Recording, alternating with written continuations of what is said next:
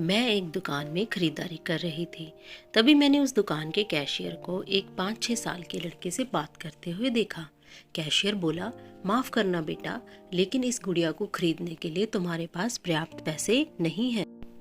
फिर उस छोटे से लड़के ने मेरी ओर मुड़कर मुझसे पूछा, क्या आपको भी यही लगता है कि मेरे पास पूरे पैसे नहीं हैं?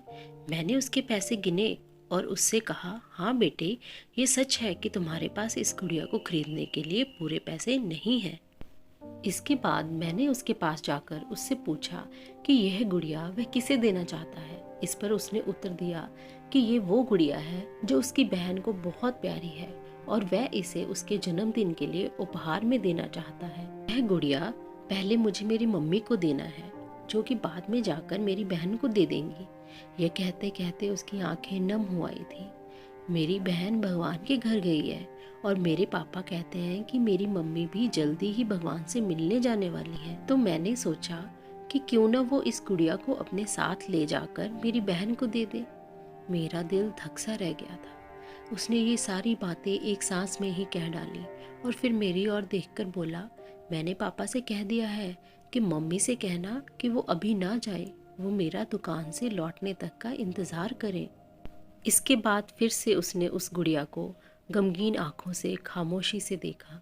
मेरे हाथ जल्दी से अपने पर्स तक पहुँचे और मैंने उससे कहा, चलो एक बार और गिनती करके देखते हैं कि तुम्हारे पास गुड़िया के लिए पर्याप्त पैसे हैं या नहीं। उसने कहा, ठीक है, पर मुझे लगता है कि मेरे पास पूरे पैसे हैं। इसके बाद मैंने उससे नज़रें बचाकर कुछ पैसे उसमें जोड़ दिए और फिर हमने उन्हें गिनना शुरू किया। ये पैसे उसकी गुड़िया के लिए काफ़ी थे, यही नहीं, कुछ पैसे अतिरिक्त बच भी गए थे। नन्हे से लड़के ने कहा, भगवान का लाख लाख शुक्र है मुझे इतने सारे पैसे देने के लिए।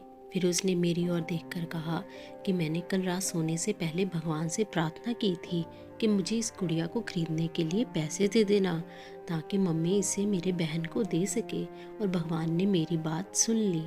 फिर हम वहाँ से निकल गए। मैं अपने दिमाग से उस छोटे से लड़के को निकाल नहीं पा रही थी।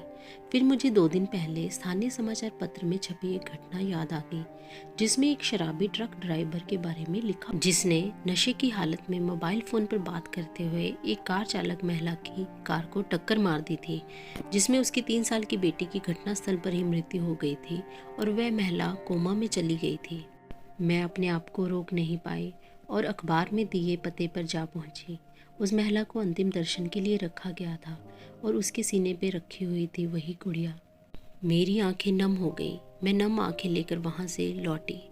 उस नन्हे से लड़के का अपनी माँ और उसकी बहन के लिए जो प्यार था वह शब्दों में बयान करना मुश्किल था, और ऐसे में एक शराबी चालक ने अपनी घोर लापरवाही से क्षण भर में उस लड़के से उसका सब कुछ छीन लिया था। इस कहानी से सिर्फ और सिर्फ एक पैगाम देना चाहती हूँ, कृपया कभी भी शराब पीकर और मोबाइल पर बात करते समय वाहन ना चलाएं।